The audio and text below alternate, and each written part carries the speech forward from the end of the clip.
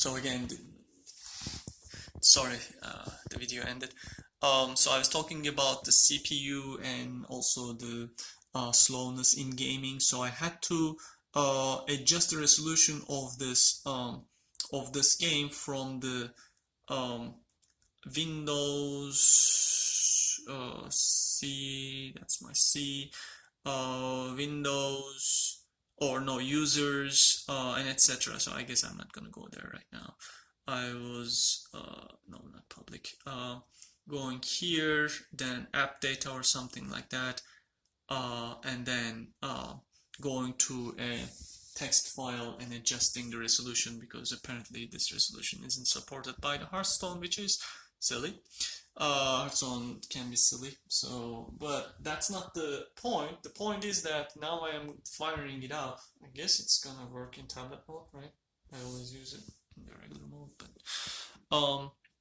it starts to slow down. It starts to stutter after a while, and especially if I have some other task open. Nope. Okay. So this is at the lowest screen setting here. Let me just show it. And yes, now it is playable. So as you see, the resolution says custom because it wasn't an option to choose 1800 by 1200. There's 1600 by 1200. And the quality is low. Now, do I feel that low quality a lot? Not a lot, but unless you pay attention, you won't notice it too much. The resolution of this character is less, for example, and the brightness of the screen in general is a little bit less. So let me choose high. I don't know if you notice it. Not much. Let me go do it from the main screen. Options. Nope, you don't notice it. Let me fire up a game and you'll see. So it is playable if you don't do anything at room temperature. I think what happens is, so that's the, again, CPU related thing. This device actually gets quite warm. In fact, it gets hot. So right now it hasn't been. I can feel the warmth. I don't have a thermometer. I would say it's like 38 degrees Celsius. You can convert it to Fahrenheit, 39, maybe 38, 39, but I think it easily reaches like over 40 degrees Celsius. Notebook check measured 45 degrees Celsius. Because it is passively cooled. Okay, there's an upside. There is no fan noise, and I hate fan noise. So that was one other motivation to purchase a fanless tablet. I didn't wanna listen to fan noise. Also, no hard drive noise. My Dell laptop has not always a fan noise, but always a hard drive whoosh, which I hate. So I can use it in complete silence. That's a great thing, but I wish it came with the power. So if I am using this laptop and for gaming purposes, and there's another task at the background, unfortunately it starts to stutter. So I have like a couple of tabs or windows open there. So I think it's not gonna do it right now, but especially when there's an animation, when there are a lot of cards disappearing, reappearing and such, I have noticed it. And if I were to kick the quality high, so right now it is low, so let's see if you will see a difference. Then it starts to make that stuttering much more immediately after like, I can't even click on it. See, I can't click on it.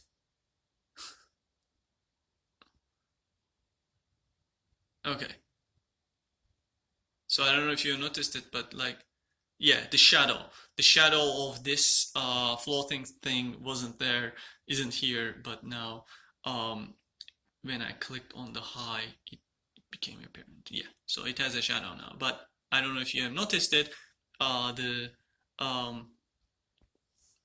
It's already, to me, is not 60 FPS. I don't know the FPS count of this, but it's less. So in other words, I have seen people like playing Dota or something. I don't know about Dota, and I don't know if Hearthstone is especially badly coded or anything like that.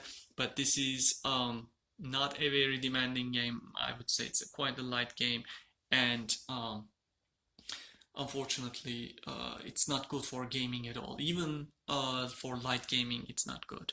So, and that brings us to the again to the CPU.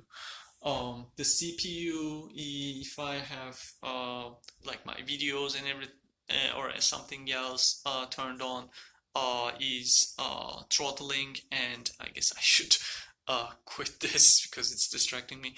And I see that it is slow in opening it. I had to install VLC because I noticed that with the with the regular Windows app, it's a Windows device, there's a Windows app for watching videos and such. It was very slow in starting up videos. VLC is much faster. What I haven't done is I haven't changed the browser because I heard that it's fast enough with the Microsoft Edge, but I don't know if Firefox would be faster. And it heats up, so let's see. So yeah, I can feel at least a degree or two more Celsius warmer there, and as it gets to like over 40 degrees Celsius, it starts to slow down. Because it's slowing down for something as basic as this, or with like YouTube video. The YouTube videos are like slow for me. I don't know if you notice it, if you wanna watch it. So my connection, my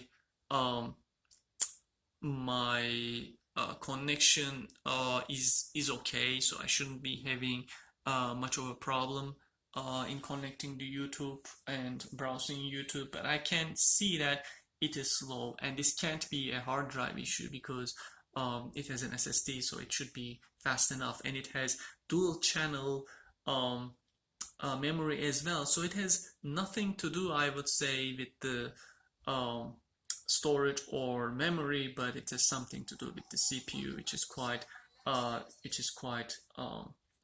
slow. So that's the biggest downside of this device. And there are a couple of other things I noticed. So if I was holding it with my hands like that and pressing. If I press it, I don't know if you can see it, maybe barely you can see it. You see that there is a flex, and that flex is causing a brightness at the corner of the screen. I have noticed it on a black screen, and that is worrying because normally a tablet or a cell phone such as one I am showing shouldn't really do it. This is a device that I am supposed to hold in my hand, right? And if I press it a bit while holding my hand, I notice that I'm pressing the screen. I don't know if it is because it's IPS screen. Both my tablet, my cheap tablet, and this phone has a regular TFT, but I don't think so. So they should have made it quite durable. So the device at first felt durable, but after using it a bit, I no longer think it is that as durable as I thought. Another drawback is the battery. So the battery was supposedly enough for many hours. If I game on it, if I use the Hearthstone, I would say the battery barely lasts 3 hours. If not, it doesn't even last 3 hours. That's very low. So if I don't game on it, just with like mixed usage videos or just internet browsing, it lasts like 5 hours plus with the screen brightness high. Again, the screen is quite good, and I want to look at that screen, but the battery is such a downside. And unfortunately, if I connected this to an adapter, which is like a 5 watt I think adapter that's quite low power, it doesn't really charge it. It simply helps with the discharging of the battery. So the battery discharges slowly if I try to, in other words, power it via the USB connection with a low power adapter, but it's not enough to prevent that. So I don't have a high like 18 or 20 plus watt adapter to test it.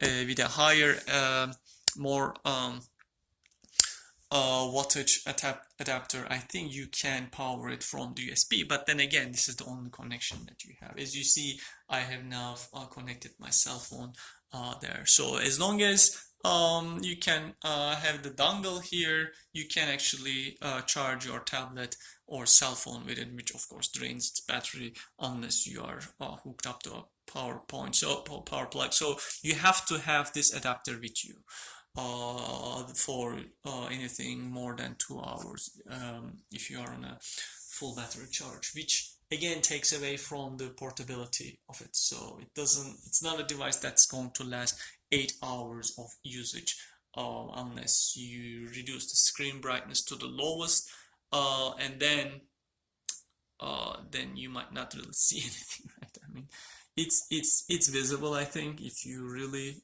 strain your eyes, but don't do that. So you need some brightness. Another thing is I used it under the sun once, and even with this highest brightness, it's a reflective screen, of course, I barely saw anything on the screen. So it's not really for under sunlight usage either. So you need a shade for this, and it's not really for usage without the keyboard cover either. The touch input, I don't have the Surface Pen. The touch input was barely okay. As I said, sometimes doesn't register. Maybe I'm not pushing that regular button well. So you see it registers for big stuff, but for small stuff, especially if I wanna register it right now, but if I wanna like touch something where I will make a search, sometimes I have to touch it like twice or something, so it still doesn't work as robust as a cell phone. I think the video is going to end soon, but yeah, I will make just one more conclusion part, I think, after this part. So it all